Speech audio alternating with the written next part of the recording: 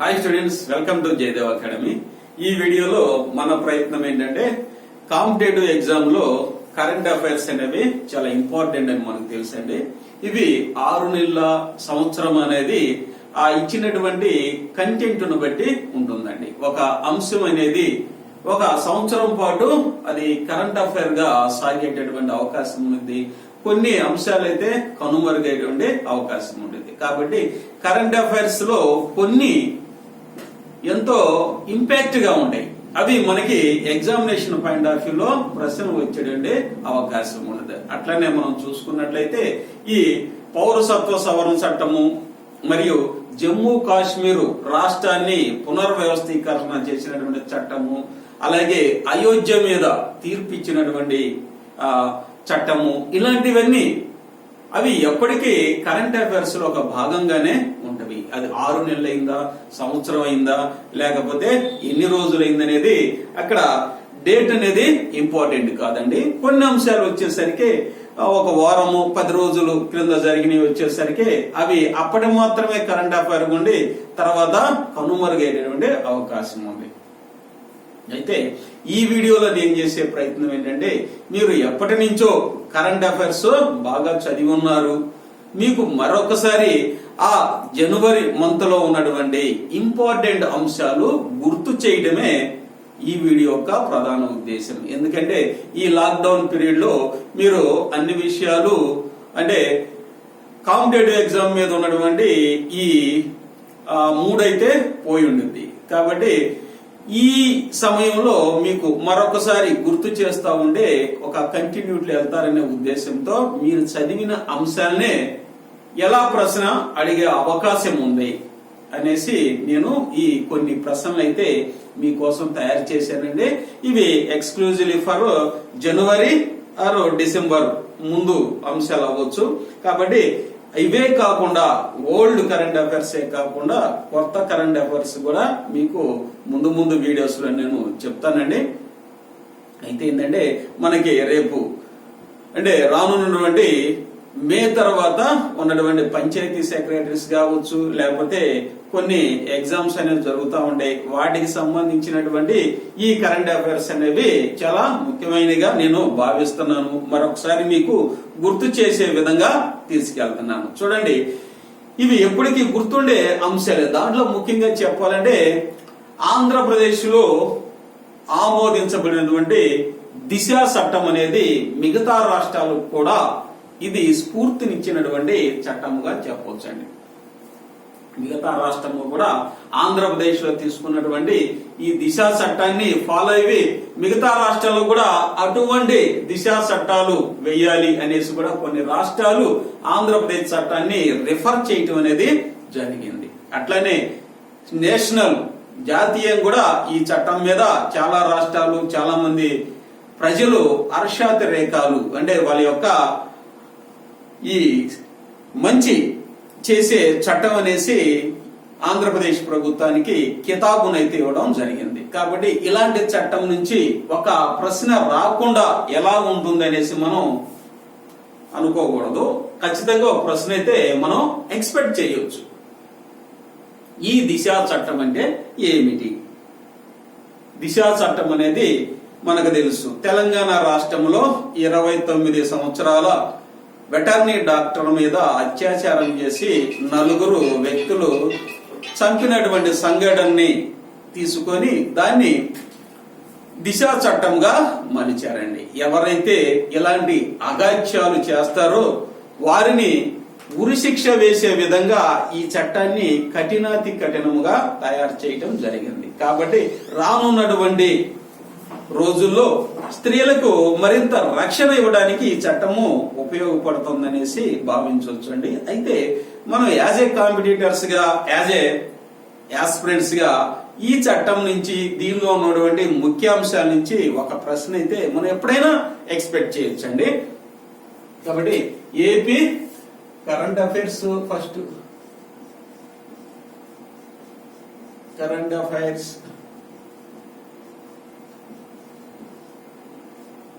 దీనిలో మొట్టమొదటిగా తీసుకుంటే ఆంధ్రప్రదేశ్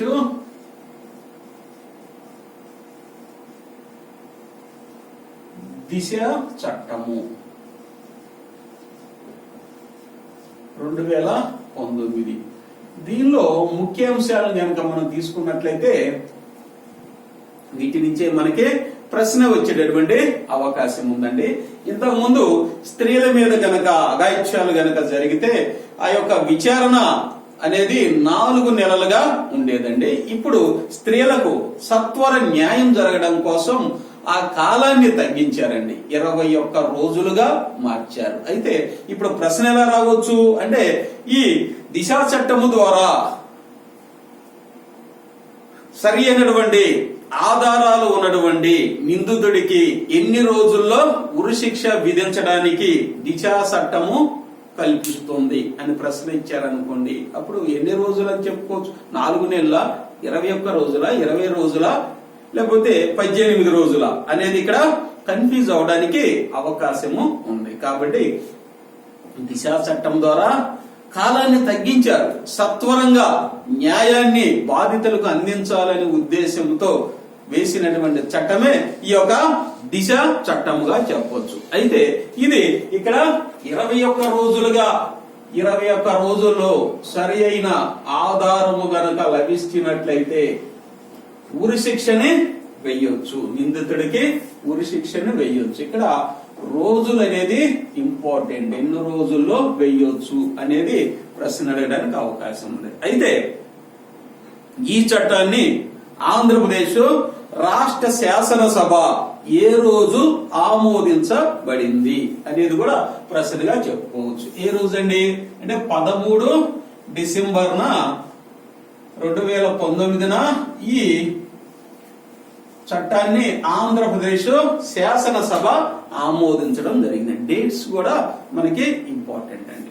ఇక్కడ మీకు నేను చెప్పాలనుకున్నది 21 రోజులు ప్లస్ ఆమోదించబడినటువంటి డేటును కూడా మీకు తెలియజేయాలనుకున్నా. అయితే 21 రోజులు అనేది ఇక్కడ ఒక చిన్న అంశం ఇందులో పొందుపరచబడి ఉంది.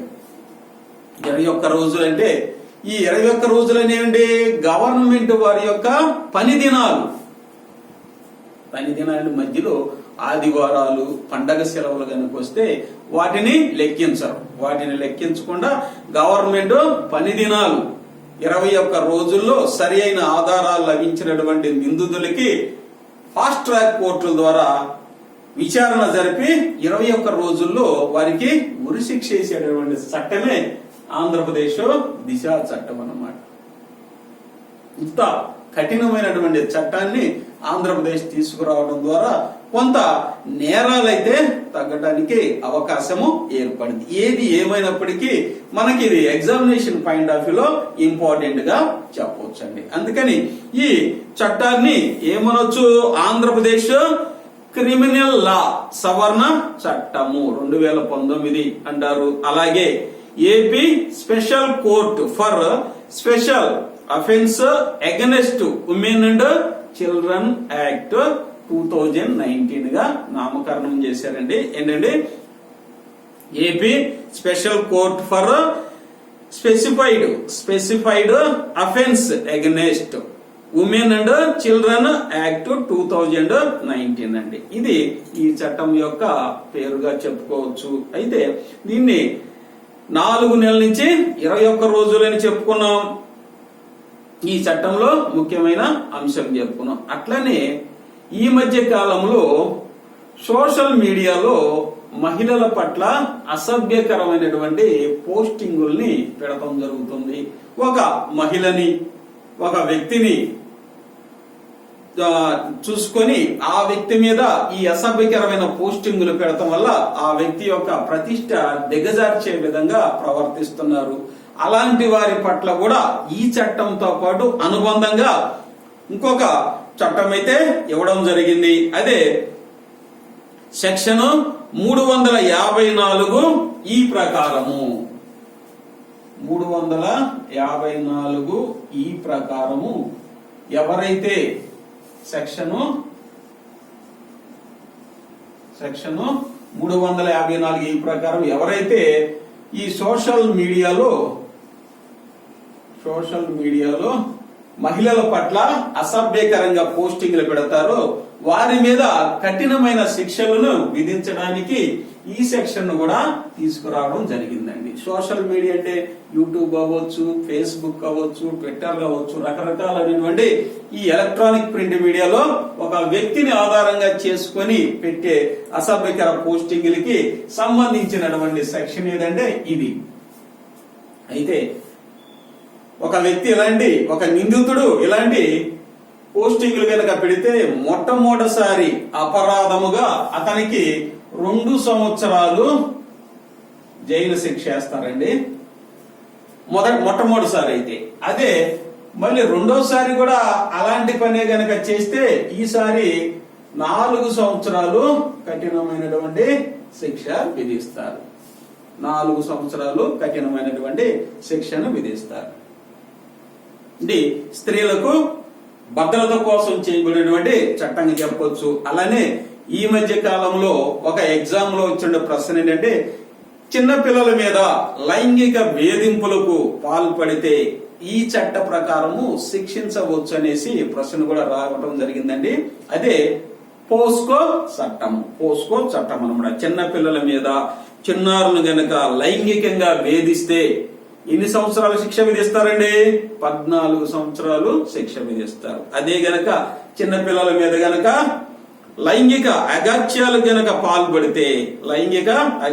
పాల్పడితే పోస్కో చట్టము అనేది తీసుకురావడం జరిగిందండి. పోస్కో చట్టము ఇది చిన్నపిల్లల మీద చేసేటటువంటి లైంగిక అగాత్యాలకి నిందితులకి విధించేటటువంటి చట్టం అండి. ఈ చట్ట ప్రకారం నిందితుల్ని శిక్ష విధిస్తారు. దీన్ని protection of children from sexual offence act అండి.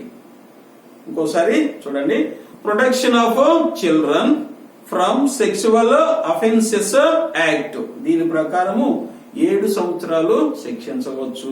దీన్నే ఫార్వర్డ్ చేసుకొని దిశ చట్టానికి దీన్ని అప్లై చేస్తున్నారండి. కాబట్టి ఇక్కడ మనం చెప్పుకున్నటువంటి ముఖ్యాంశం ఏంటంటే, ఇది ఆంధ్రప్రదేశ్ రూపొందించినటువంటి మహిళల భద్రతా చట్టం అండి. ముఖ్యమైన చట్టము, భారతదేశం మొత్తానికి ఆదర్శవంతమైన చట్టము. కాబట్టి రానున్నటువంటి ఎగ్జామ్ లో దీని నుంచి ఒక ప్రశ్న రాకుండా ఉంటుందని మనం అనుకోలేము. కాబట్టి దీనిని మీకు మరొకసారి నేను కొన్ని ముఖ్యాంశాలు మీకు ఈ వీడియో ద్వారా మీకు గుర్తు చేస్తాను. మీరు చదవరని కాదండి, చదివి ఉంటారు. ఒకసారి వినటం ద్వారా మళ్ళీ గుర్తు చేసుకుంటారు, రీకాల్ చేసుకుంటారనే ఉద్దేశంతో మీకు ఈ ఇంపార్టెంట్ టాపిక్ అనేది చెప్పడం జరిగిందండి.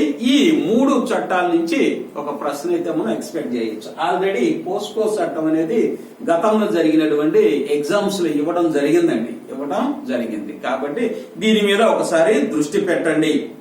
ఇక నెక్స్ట్ గా చూసినట్లయితే AP land titling act 2019. AP Andhra Pradesh AP land titling act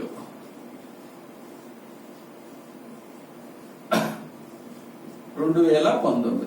ఈ చట్టం యొక్క ముఖ్య ఉద్దేశం ఏంటంటే, ఎప్పుడైతే ఆంధ్రప్రదేశ్ విడిపోయిందో అప్పటి నుంచి ఆంధ్రప్రదేశ్ లో ఉన్నటువంటి రాజధాని, దాని చుట్టుపక్కల ఆంధ్రప్రదేశ్ లో భూముల విలువ అనేది విపరీతంగా పెరిగిపోయింది. తద్వారా ఇక్కడ ల్యాండ్ మాఫియా చేరింది. అట్లానే అక్రమ రిజిస్ట్రేషన్ జరుగుతున్నాయి. ఈ ల్యాండ్ కు సంబంధించినటువంటి అనేక దురంతాలు అనేవి జరుగుతున్నాయి. ల్యాండ్ కి సంబంధించినటువంటి అనేక నకిలీ రికార్డులు రూపొందించడం అనేది ప్రభుత్వానికి తలనొప్పిగా తయారైందనమాట. కాబట్టి దీనిని నివారించడం కోసం ఈ యాక్ట్ అనేది తీసుకురావడం జరిగింది. ఏపీ ల్యాండ్ టైటిలింగ్ యాక్ట్ అనేది. దీని ద్వారా ఏమవుతుందంటే, భూమి మీద శాశ్వత హక్కులు ఒకరికే చెంది ఉంటాయి. ఇప్పుడు అనుకోండి, లింక్ డాక్యుమెంట్లని లేకపోతే నకిలీ డాక్యుమెంట్లని రిజిస్ట్రేషన్ ఒక భూమి మీద ఇద్దరికి రిజిస్ట్రేషన్లు అయి ఉంటాం. ఇట్లా ఈ తలనొప్పుల్ని నివారించడానికి ఇదొక ల్యాండ్ మార్క్ గా ఆంధ్రప్రదేశ్ ప్రభుత్వం ఈ యాక్ట్ అయితే తీసుకురాబడింది. ఇదివరకు అయితే భూములకి టైటిల్ డీడ్ అనేసి లేకపోతే పట్టాదారు పాస్బుక్ అనేసి రకరకాలు ఉండేవి. అట్లానే దాంతోపాటు ఇది చాలా ఇంపార్టెంట్ అయిన చట్టంగా తీసుకురాబడింది. దీన్ని మన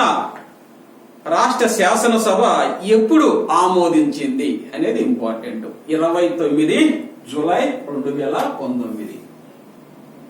29 జూలై 2019న ఈ చట్టాన్ని ఆమోదించడం జరిగింది. ఈ చట్టం యొక్క ముఖ్య ఉద్దేశం ఏంటి అంటే డబుల్ రిజిస్ట్రేషన్స్ మరియు ల్యాండ్ మాఫియా నుంచి నిజమైనటువంటి యజమానులకి రక్షణ కల్పించే చట్టంగా మనం చెప్పుకోవచ్చు అన్నమాట. ఒక యజమానులే కాకుండా దీనిలో కొనుగోలు చేసే వ్యక్తులకు కూడా శాశ్వతమైనటువంటి అధికారాలు ఉంటవి. అట్లనే రాష్ట్రంలో ఉన్నటువంటి ఈ భూముల్ని 3 భాగాలుగా విభజిస్తారండి. ఎట్లంటే చూడండి, ఒకటి శాశ్వత రిజిస్టర్ గా ఒకటి, రెండోది వివాద రిజిస్టర్ ఒకటి, మూడోది కొనుగోలు రిజిస్టర్. అంటే రాష్ట్రంలో ఆంధ్రప్రదేశ్ రాష్ట్రంలో ఉన్నటువంటి భూముల్ని శాశ్వత రిజిస్టరు మరియు వివాద రిజిస్టరు, మూడోది కొనుగోలు రిజిస్టర్, 3 రిజిస్టర్లుగా విభజించి ఇందులో నమోదు చేయటం జరుగుతుంది. ఆ తద్వారా దీన్ని బేస్ చేసుకొని రిజిస్ట్రేషన్ ఆఫీసుల్లో భూముల్ని రిజిస్టర్ చేస్తారు. తద్వారా ఇది ఆటోమేటిక్ గా ఇది ఎంఆర్ఓ ఆఫీస్కి వెళ్ళడం జరుగుతుంది, తహసీల్దార్ ఆఫీస్కి వెళ్తుంది. దీన్ని ఆటోమేటిక్ గా అక్కడ ఆటోమేషన్ అనేది చేయటం జరిగింది అనమాట.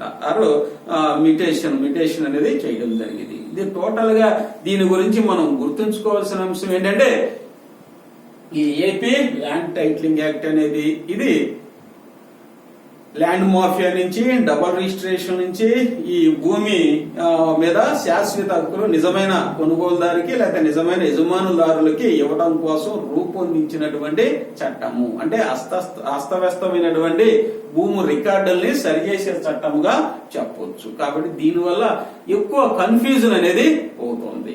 ఇది మనం ఈజీ తీసుకున్న ఇది మంచి యాక్ట్ అండి. కాబట్టి ఇప్పుడు భూములకి నిజమైన యజమానుదారు దీని ద్వారా తెలుస్తారన్నమాట. ఇది మీకు గుర్తే ఉంటుంది.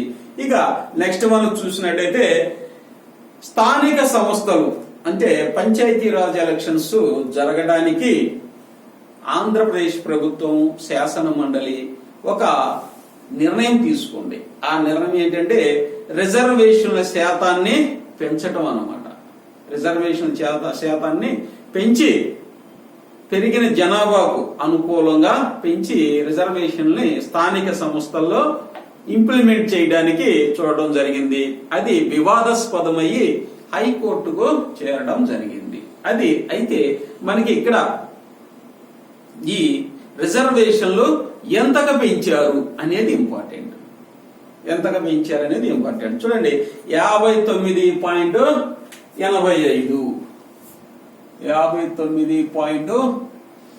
59.85% స్థానిక సంస్థల్లో రిజర్వేషన్లని పెంచడం జరిగింది. దీనిలో గనక చూసినట్లయితే బీసీలకు 34%, ఎస్సీలకు 19.08%, అట్లనే ఎస్టీలకు 6.77% అనేది పెంచారు. మొత్తం కనుక చూసినట్లయితే 59.85%ని ఆంధ్రప్రదేశ్ ప్రభుత్వం స్థానిక సంస్థల్లో పెట్టాలి అని ఇవ్వడం జరిగింది. ఇది ఏ జనాభా లెక్కల ప్రకారము ఇవ్వడం జరిగిందంటే 2011 జనాభా లెక్కల ప్రకారము ఈ రిజర్వేషన్స్ ని ఇవ్వడం జరిగింది. 2011 జనాభా లెక్కల ఆధారంగా 59.85% రిజర్వేషన్ పెంచడం జరిగింది. అయితే ఈ డిజిట్స్ నుంచి ఏదో ఒక ప్రశ్న రావడానికి అవకాశం అయితే ఉందండి. ఇలా స్థానిక సంస్థల్లో ఎంత పర్సెంట్ పెంచాలనుకున్నారు ఇది తెలిసిందే, పెట్టగలరు. అయితే ఇక్కడ బీసీకి ఎంత, ఎస్సీకి ఎంత, ఎస్టీకి ఎంత అని ఇండివిజువల్ గా ఏదో ఒకటి కనుక అడిగారు, ఎస్సీకి ఎంత పర్సెంట్ పెంచాలి అని అనుకున్నారు అంటే 19.08. ఏ జనాభా లెక్కలు బేస్ చేసుకొని పెంచాలనుకున్నారు అంటే 2011 అని మనకు తెలుసు అండి. కాబట్టి ఇక్కడ ఉన్న ఈ డిజిట్స్ అనేవి ఇంపార్టెంట్. ఒక్కోసారి ఆన్సర్స్ తెలిసినప్పటికీ చిన్న కన్ఫ్యూజన్ లో డిజిట్స్ ఇస్తే కన్ఫ్యూజ్ అవుతాం. అందుకని మీకు ఈ వీడియో ద్వారా ఈ డిజిట్స్ అనేవి చెప్పాలనేది నా ఉద్దేశం అండి. మీరు చదివే ఉంటారు, ఒకసారి గుర్తు చేయలేదు, రీకాల్ చేయలేదని నా ఉద్దేశము. అయితే ఆంధ్రప్రదేశ్ ప్రభుత్వం మాత్రమే 50% దాటి స్థానిక సంస్థల్లో రిజర్వేషన్ ఇచ్చింది ఇప్పుడు. అయితే తమిళనాడులో కూడా పెంచారనుకోండి ముందే, అది వేరు. అయితే ఇప్పుడు ఈ పరిస్థితుల్లో స్థానిక సంస్థల్లో 50% దాటి రిజర్వేషన్స్ ఇచ్చిన రాష్ట్రం ఏంటంటే ఆంధ్రప్రదేశ్. అప్పటికి సుప్రీంకోర్టు రూలింగ్ ఉన్నప్పటికీ, జడ్జిమెంట్ ఉన్నప్పటికీ 50% దాటొద్దని. అయితే ఈ యొక్క 59.85% ఇవ్వడం వల్ల ఇది కోర్టులో పడినటువంటి అంశము, వివాదాస్పదమైంది. కాబట్టి ఒక యాస్పిరెంట్ గా, ఒక కాంపిటేటర్ గా మనం ఈ అంశాల్ని గుర్తు పెట్టుకోవాలి. ఇది మనకి ఎగ్జామినేషన్ పాయింట్ ఆఫ్ వ్యూలో మనకు బిట్ వచ్చేటటువంటి అవకాశం ఉన్నది. జనవరిలో జరిగినటువంటి మేజర్ ల్యాండ్ మార్క్స్ లో ఇది ఇంపార్టెంట్ కాబట్టి గుర్తు పెట్టుకోండి అనేది నా ఉద్దేశం అండి.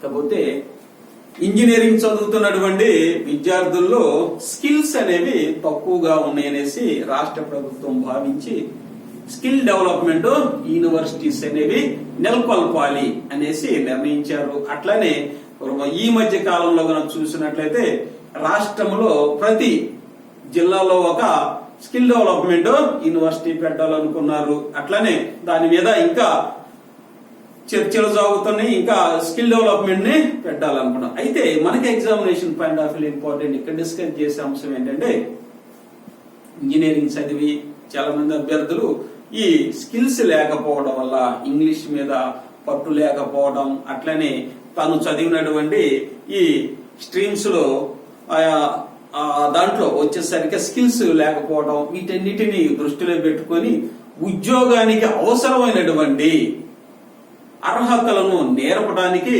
ఆంధ్రప్రదేశ్ రాష్ట్రము ఒక స్కిల్ డెవలప్మెంట్ యూనివర్సిటీని నెలకొల్పాలనేసి భావించి శాసన మండలిలో కూడా ఆమోదించడం జరిగింది. అయితే ఆ స్కిల్ డెవలప్మెంట్ యూనివర్సిటీ రాష్ట్రంలో ఏ ప్రాంతంలో నెలకొల్పాలి అనేసి నిర్ణయించుకున్నారు అనేది ఇంపార్టెంట్ అండి. స్కిల్ డెవలప్మెంట్ యూనివర్సిటీ ఏ రాష్ట్రంలో అండి అంటే మొట్టమొదటిసారిగా తిరుపతిలో నెలకొల్పాలనేసి నిర్ణయించుకున్నారు. ఇది తద్వారా విద్యార్థులకు కావాల్సినటువంటి అన్ని రకాల స్కిల్స్ ని చక్కగా నేర్పి ఉద్యోగాలకి మల్టీనేషనల్ కంపెనీస్ లో వాళ్ళకి మంచి ఉద్యోగాలు వచ్చి ఏర్పాటు చేయాలనేది రాష్ట్ర ప్రభుత్వం యొక్క ప్రధాన ఉద్దేశం. అలాగే ఐ హ్యాండ్ స్కిల్ వర్సిటీ అనేది కూడా నిర్మించాలని కూడా తలపెట్టారండి. ఐ హ్యాండ్ స్కిల్ యూనివర్సిటీ అంటే ఇది విశాఖపట్నంలో నిర్మించాలని అనుకుంటున్నారు. అయితే ఈ యూనివర్సిటీస్ లో వచ్చేసరికి స్కిల్స్ నేర్పుతారు. ఆ తర్వాత వచ్చేసరికి ఇంకా అత్యంత నైపుణ్యాభివృద్ధిని సాధించే వ్యక్తులుగా తయారు చేయడానికి ఉద్దేశించిందే హై హ్యాండ్ స్కిల్ యూనివర్సిటీ అన్నమాట. ఐ హ్యాండ్ స్కిల్ వర్సిటీ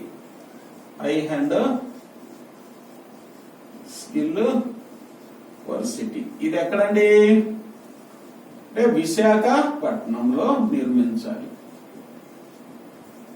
ఇది దీనికంటే ఎక్కువ స్కిల్ ఉన్నటువంటి యూనివర్సిటీ కాబట్టి ఇక్కడ నేర్చుకున్న విద్యార్థులు ఇంకా నైపుణ్యాభివృద్ధిని సాధిస్తారు. వీళ్ళకి ఆర్టిఫిషియల్ ఇంటెలిజెన్స్ లో కూడా ట్రైనింగ్ ఇవ్వడం జరిగింది. అలాగే రోబోటిక్స్ మారుతున్నటువంటి టెక్నాలజీకి అనుగుణంగా విద్యార్థులు ఇక్కడ తీర్చిదిద్దడం జరిగింది. Robotics, artificial intelligence and high skilled persons గా తయారు చేయడం అనేది ఇక్కడ ప్రధాన ఉద్దేశం. కాబట్టి స్కిల్ డెవలప్మెంట్ యూనివర్సిటీస్ అనేవి కొత్త కాన్సెప్ట్ మన రాష్ట్ర ప్రభుత్వం మొట్టమొదటి స్కిల్ డెవలప్మెంట్ యూనివర్సిటీ తిరుపతిలో ఏర్పాటు చేయాలనుకుంది. అయితే next high and skill university వచ్చేసరికి విశాఖపట్నంలో ఏర్పాటు చేయాలనుకుంది. కాబట్టి ఇది ఏపీపీఎస్సీలో ప్రశ్నలు రావడానికి అవకాశం ఉన్నటువంటి అంశాలుగా మనం చెప్పుకోవచ్చండి.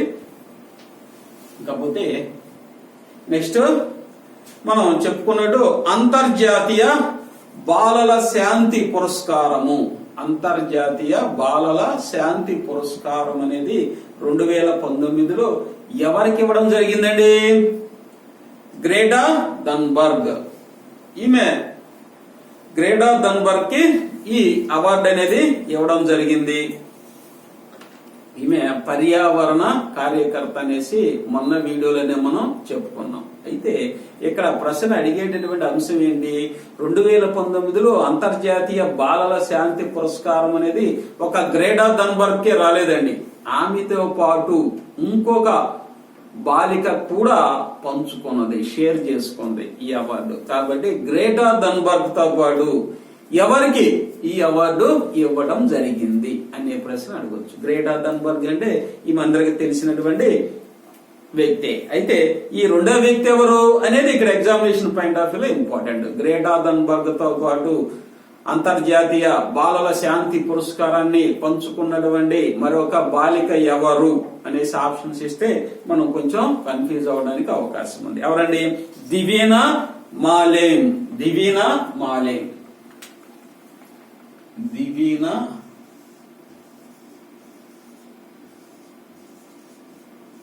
మాలేం. ఈమె కామెరూన్ దేశానికి చెందినటువంటి శాంతి కార్యకర్త. శాంతి కార్యకర్త. మరి గ్రేటా థన్బర్గ్ అండి? గ్రేటా థన్బర్గ్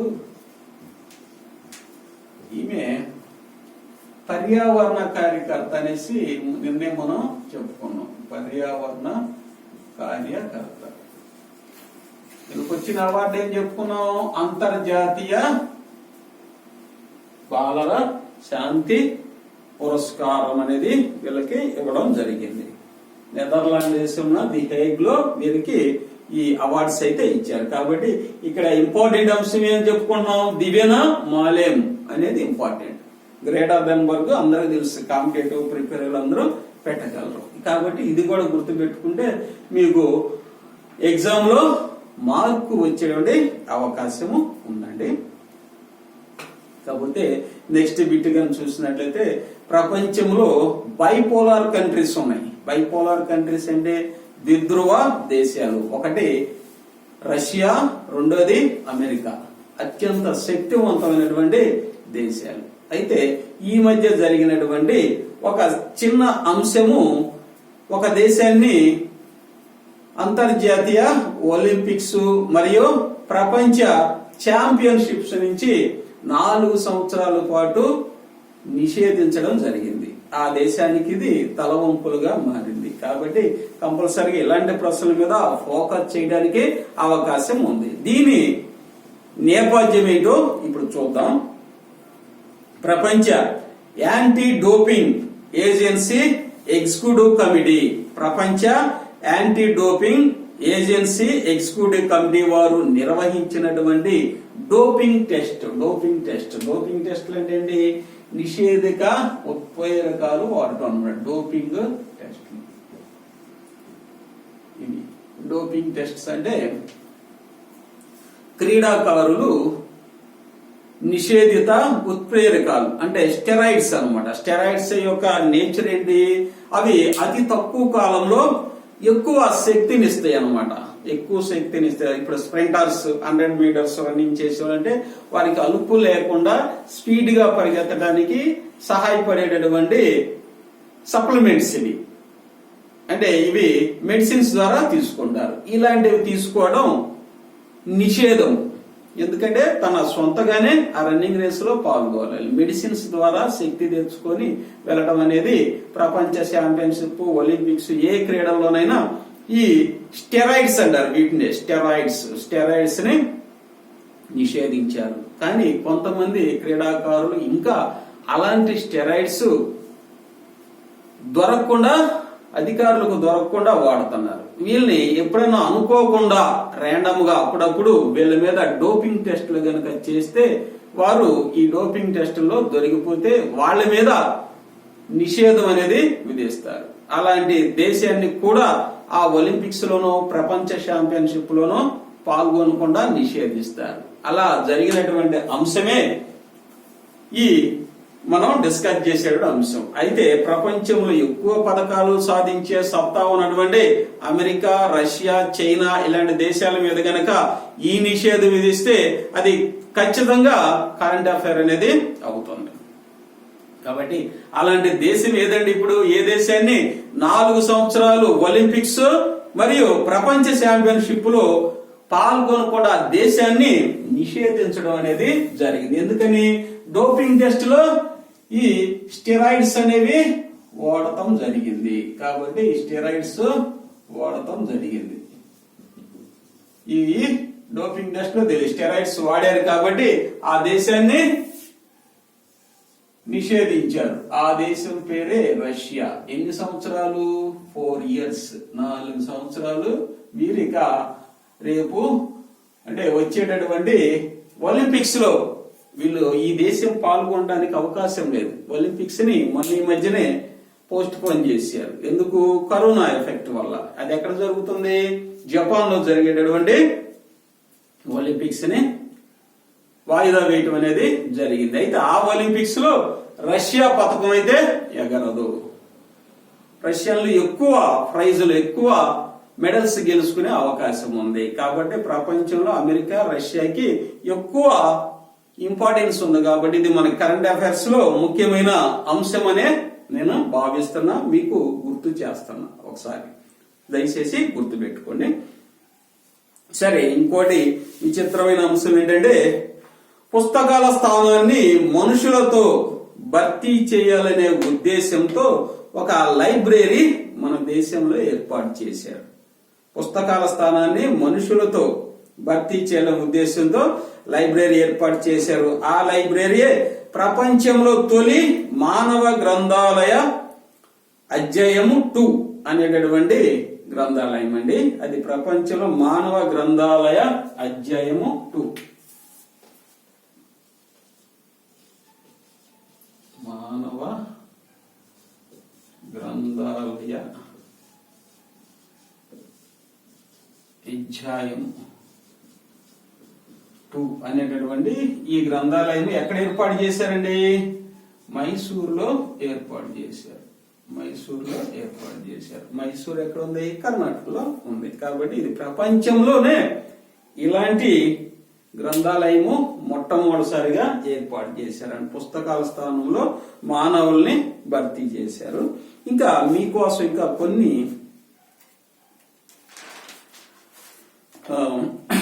కరెంట్ అఫైర్స్ నేను రెడీ చేశాను, చూడండి. ఇది ఈ మధ్యకాలంలో ఒక డివైస్, ఒక పరికరం అనేది కనుగొనడం జరిగిందండి. ఈ పరికరం పేరు విరియాన్ అనేటటువంటి ఒక పరికరము కనుగొన్నారు. విరియాన్. ఈ పరికరం ఎవరు కనుగొన్నారు, ఎందుకు కనుగొన్నారు అనేది ఇక్కడ మనం డిస్కస్ చేసుకోవాల్సినటువంటి అంశము. విరియాన్ అంటే అసలు దీని నేచర్ ఏంటంటే, ఈ పరికరము, ఈ డివైస్ ఏంటంటే వైరస్ల యొక్క ఉనికిని అత్యంత వేగంగా పసిగట్టి రోగ నిర్ధారణలో సహాయపడేటటువంటి పరికరము ఆర్ డివైస్. అంటే ఏ వ్యక్తికైనా, ఆరోగ్యకరమైనటువంటి వ్యక్తికి వైరస్ ద్వారా ఏదైనా జబ్బు వచ్చే అవకాశం అంటే వైరస్ లో ఆ వ్యక్తిలో గనక చేరితే వెంటనే ఈ పరికరం గుర్తించి ఆ ఏ వైరస్ వచ్చింది, ఎలాంటి జబ్బు వచ్చే అవకాశం ఉందనేసి తెలియజేసే పరికరమే విరియాన్. అత్యంత వేగంగా పసిగట్టి చెప్తుంది. అయితే ఈ పరికరాన్ని తయారు చేసిన దేశం ఏదండి? ఇది USA, అమెరికా. అయితే ఈ పరికరాన్ని జనవరిలో తయారు చేసినప్పటికీ ఇప్పుడు కరోనాని కట్టడి చేయడంలో అమెరికా విఫలమైంది. అది మనం ముందు వీడియోస్ లో చూస్తామండి. అయితే కరోనా వచ్చింది కాబట్టి ఇలాంటి డివైస్ తయారు చేసినటువంటి దేశం ఏదనేసి కూడా అడిగే అవకాశం ఉంటుంది. కాబట్టి ఈ నేపథ్యంలో ఈ ప్రశ్న అనేది మీకు చెప్పడం జరుగుతుంది. ఇంకా నెక్స్ట్ చూస్తే సనా మారిన్ అని మీకు సనా మారిన్ ఈ పేరు వినేమంటారు మీరు. సనా మారిన్ ఎవరండి ఈమె అంటే ప్రపంచంలో అత్యంత పిన్న వయస్కురాలుగా ప్రధానమంత్రి పదవిని ప్రైమ్ మినిస్టర్ పోస్టుని అలంకరించినటువంటి మహిళ సనా మారిన్. ప్రపంచంలోనే అత్యంత తక్కువ వయసులో ప్రధానమంత్రిగా ఎన్నికైనటువంటి మహిళ అండి ఈమె సనా మారిన్. ఈమె ఏ దేశానికి ప్రధానమంత్రిగా సెలెక్ట్ అయిందండి అంటే ఫిన్లాండ్ కి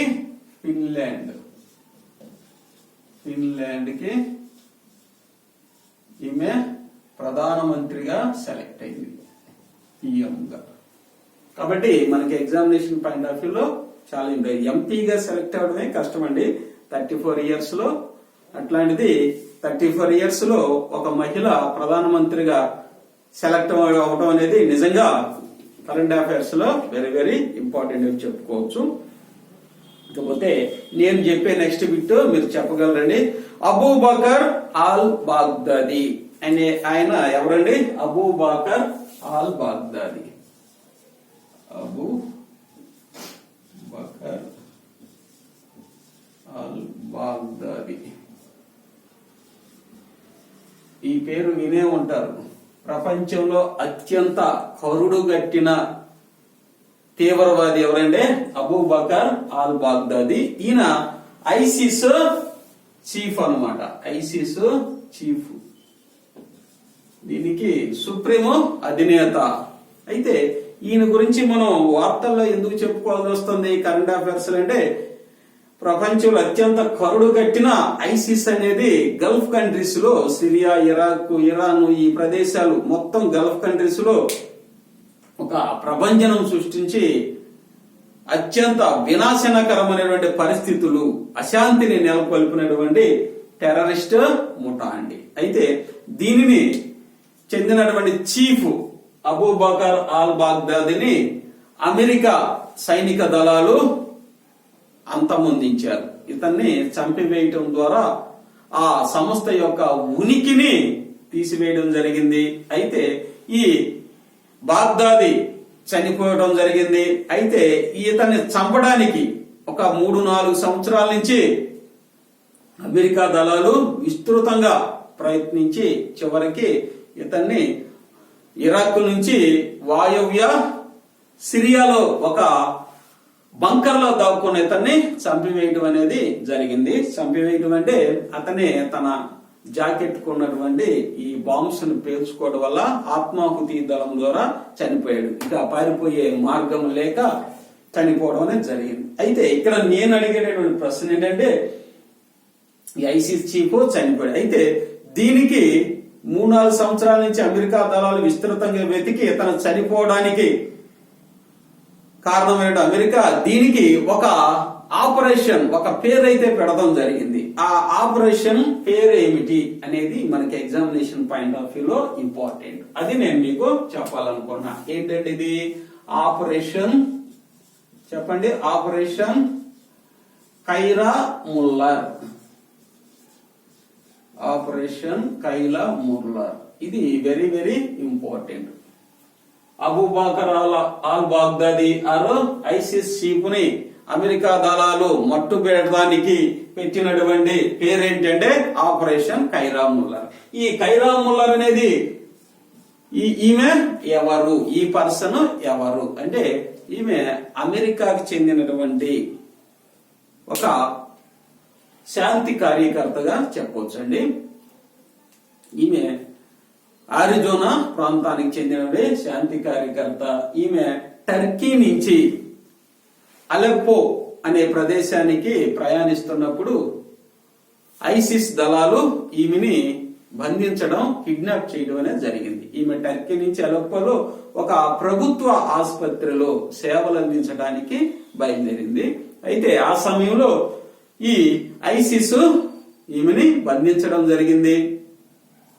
ఆ తర్వాత 2013లో అబూ బకర్ అల్ బాగ్దాది 2013లో ఈయన అత్యంత క్రూరుడైనటువంటి తీవ్రవాది ఈమెని అత్యాచారం చేసి 2015లో చనిపోవడం అనేది జరిగింది. అత్యంత క్రూరంగా చంపడం జరిగింది. అంటే 2013 నుంచి 2015 వరకే వీళ్ళ కస్టడీలోనే ఐసిస్ కస్టడీలో ఉంది. చివరికి 2015లో కైరా ముల్లర్ చనిపోవడం జరిగింది. కాబట్టి దీనిని దృష్టిలో ఉంచుకున్నటువంటి అమెరికా ప్రభుత్వం బాగ్దాదిని చంపడానికి ఆపరేషన్ కైరా ముల్లర్ ని ప్రారంభించి చివరికి ఇతన్ని పట్టుకొని అతన్ని చంపివేయడం అనేది జరిగింది. అయితే ఇక్కడ ఎగ్జామినేషన్ పాయింట్ ఆఫ్ వ్యూలో మనకి ఇంపార్టెంట్ ఏంటంటే ఈ సబ్జెక్ట్ నుంచి ఇక్కడ అబూ బకర్ అల్ బాగ్దాది ఐసిసి చీఫ్ అని ఈయన ఆపరేషన్ కైరా ముల్లర్ లో చనిపోవడం అనేది జరిగింది. కైరా ముల్లర్ అమెరికాకు చెందినటువంటి మానవతా వ్యక్తి అని చెప్పొచ్చు.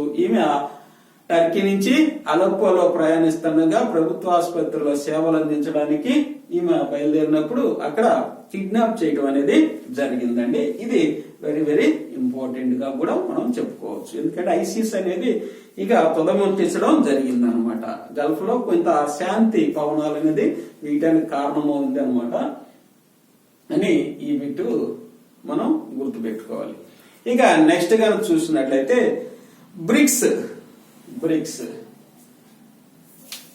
బ్రిక్స్ సమావేశము ఎక్కడ జరిగింది? ఇది కంపల్సరీగా అడిగేటువంటి ఒక ప్రశ్న. భారతదేశం కూడా ఒక మేజర్ సభ్యులు అన్నమాట. మనం కూడా భారతీయులు కూడా. కాబట్టి ఈ బ్రిక్స్ సమావేశం ఎక్కడ జరిగినా ఏదో ప్రశ్న బ్రిక్స్ మీద ప్రశ్న రావడమే జరిగింది. కాబట్టి 2019లో బ్రిక్స్ సమావేశం ఎక్కడ జరిగిందండి? బ్రసీలియా. ఇది ఎక్కడండి? బ్రెజిల్ లో జరిగింది. బ్రెజిల్ యొక్క ముఖ్య పట్టణం బ్రసీలియాలో బ్రిక్స్ సమావేశం అనేది జరిగింది. అయితే బ్రిక్స్ లో సభ్యులు ఎవరు? ఈ నేమ్స్ ఇండికేట్ చేస్తున్నాయి చూడండి. బ్రిక్స్ లో Brazil, Russia, India, China, south Africa.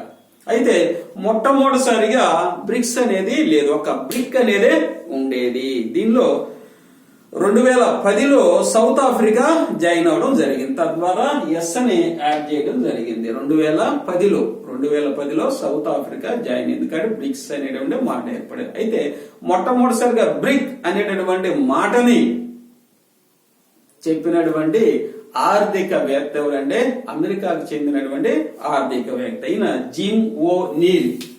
మొట్టమొదటిసారిగా బ్రిక్ గానే ఉండేదండి. దీన్ని జిమ్ ఓ నీల్ అనేటటువంటి అమెరికా ఆర్థికవేత్త బ్రిక్ అనేటువంటి నామకరణం చేయడం జరిగింది. అయితే ఇప్పుడు మనం కనుక చూసినట్లయితే 2009లో మొట్టమొదట బ్రిక్స్ సమావేశం ఎకటెన్బర్గ్ లో రష్యాలో జరిగింది. ఈ 2010లో సౌత్ ఆఫ్రికా జాయిన్ అవడం వల్ల బ్రిక్స్ గా మారింది.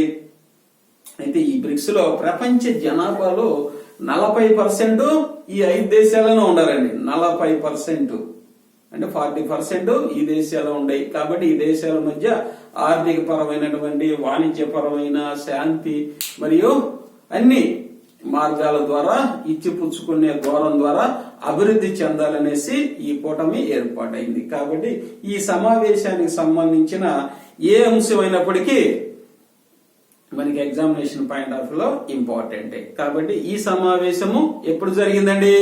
నవంబర్ 11 నుంచి 14 వరకు జరిగింది. నవంబర్ 11 నుంచి 14 బ్రసీలియాలో జరిగింది. అయితే ప్రతి సమావేశానికి ఒక ఇతివృత్తము అనేది ఉంటుందండి. ఈ ఇతివృత్తం మీద మనకి గతంలో నంబర్ ఆఫ్ క్వశ్చన్స్ ఇవ్వడం జరిగింది.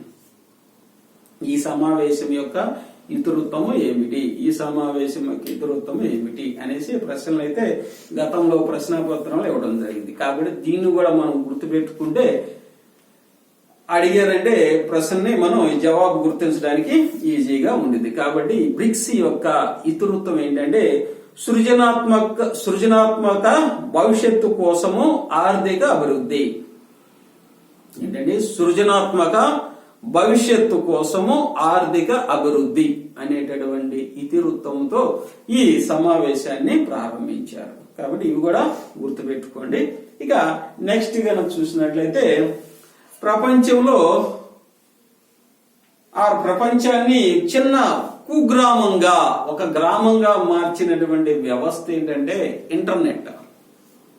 క్షణాల్లో మనం సమాచారాన్ని ఇచ్చిపుచ్చుకొని ప్రపంచం యొక్క దేశాల యొక్క దూరాన్ని తగ్గించినటువంటి వ్యవస్థ ఇంటర్నెట్. అలాంటి ఇంటర్నెట్ ప్రపంచంలో నలుమూలలకి విస్తరించి ఉంది. అయితే ఈ మధ్య కాలంలో ఒక దేశము ఈ ఇంటర్నెట్ తో సంబంధం లేకుండా డబ్ల్యూడబ్ల్యూడబ్ల్యూతో ఇంటర్నెట్ సంబంధం లేకుండా స్వతంత్రంగా ఇంటర్నెట్ ని ప్రారంభించింది. ఆ దేశ ప్రభుత్వం ప్రారంభించింది. అంటే మిగతా దేశాలు ఆ దేశంలోకి ఇంటర్నెట్ వ్యవస్థ ద్వారా వెళ్ళడానికి అవకాశం లేకుండా చేసుకుంది. అదేమంటే మేము సైబర్ క్రైమ్ నుంచి రక్షణ పొందడానికి ఈ స్వతంత్ర ఇంటర్నెట్ ని తయారు చేసుకున్నాము అనేసి ఆ దేశము చెప్పడం జరిగిందండి.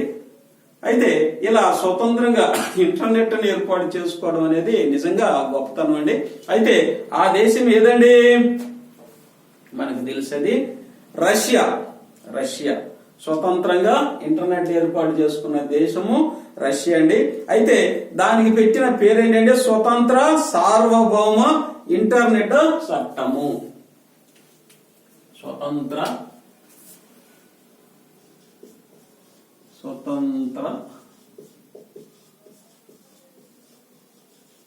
సార్వభౌమ ఇంటర్నెట్ చట్టము రష్యా అని వీరు రష్యా వాళ్ళు స్వతంత్రంగా ఆ దేశానికి సంబంధించిన ఒక ఇంటర్నెట్ ని ప్రారంభించుకున్నారు. కాబట్టి మిగతా దేశ ప్రజలు ఆ దేశంలోకి యాక్సెస్ కాలేము. ఆ దేశంలోకి యాక్సెస్ అవ్వాలంటే అక్కడ ఉన్నటువంటి రష్యా ప్రొవైడర్స్ నుంచే ప్రభుత్వం ఇచ్చే ప్రొవైడర్స్ నుంచే యాక్సెస్ అవ్వాల్సిన అవకాశం ఉందన్నమాట. కాబట్టి ఇది కూడా ఎగ్జామినేషన్ పాయింట్ ఆఫ్ వ్యూలో ఇంపార్టెంట్ గా మనం భావించవచ్చు. ఇక లాస్ట్ మనకు వచ్చేసరికి కాలాపాని గ్రామము అనేది మన భారత ప్రభుత్వము ఈ మధ్య కాలంలో అంటే నవంబర్ 2, 2019 ఒక మ్యాప్ ని రిలీజ్ చేయడం జరిగింది. భారతదేశ మ్యాప్ ని రిలీజ్ చేశారు. అయితే అందులో కాలాపాని గ్రామంని భారతదేశంలో చూపించడం జరిగింది.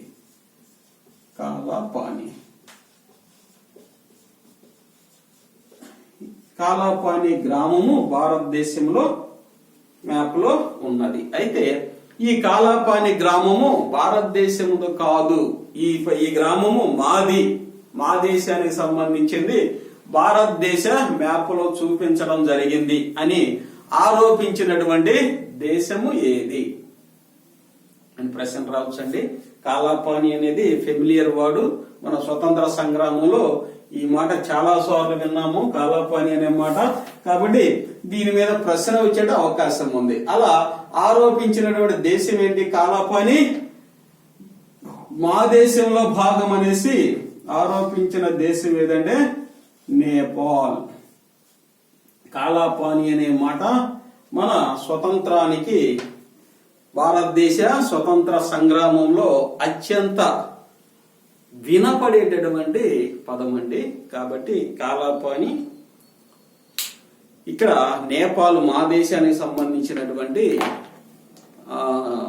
భూభాగం అనేసి భారతదేశం మీద ఆరోపణ దిగింది. ఏదేమైనప్పటికీ మనకి ఎగ్జామినేషన్ పాయింట్ ఆఫ్ వ్యూ అది ఇంపార్టెంట్ గా భావించవచ్చు. కాబట్టి ఈ కొన్ని కరెంట్ అఫైర్స్ అనేది మీకోసము మీరు రీకాల్ చేసుకోవడం కోసము మీ ముందుకి ఎగ్జామినేషన్ పాయింట్ ఆఫ్ వ్యూలో తీసుకురావడం జరిగింది. ఇవి మీరు చదవరని కాదు, చదివే ఉంటారు. మరొకసారి మీకు గుర్తు చేయడం ద్వారా రాబోయే ఎగ్జామ్స్ కి మిమ్మల్ని సమయత్వం చేయడం కోసము మన జయదేవ్ అకాడమీ చేస్తున్న చిరు ప్రయత్నం అండి ఇది. కాబట్టి మీ విజయంలో మా పాత్ర కూడా ఉండాలని ఆకాంక్షిస్తూ మీకు మరొకసారి ఈ వీడియోని వీక్షించినందుకు ధన్యవాదాలు తెలియజేస్తున్నాను. అలాగే మాకు మీ నుంచి కొత్త సపోర్ట్ కావాలి. కాబట్టి మీరు తప్పకుండా సబ్స్క్రైబ్ చేసుకోండి, అలాగే లైక్ చేయండి, బెల్ బటన్ ని క్లిక్ చేసుకోండి. మీ ఫ్రెండ్స్ కూడా షేర్ చేస్తే వాళ్ళకు కూడా అట్లీస్ట్ 1 మార్క్ అన్నా అందితే బాగుంటుంది. ఎందుకంటే ఒక మార్కే జీవితాల్ని తలకిందులు చేసే అవకాశం ఉంది కాబట్టి ప్రతి మార్కు కరెంట్ అఫైర్లు ఇంపార్టెంట్. మీ ఫ్రెండ్స్ కూడా షేర్ చేస్తారని భావిస్తూ మీ యొక్క జయదేవ్ అకాడమీ అండి. మీ అందరికీ మరొకసారి ధన్యవాదాలు. థ్యాంక్ యూ అన్నారు.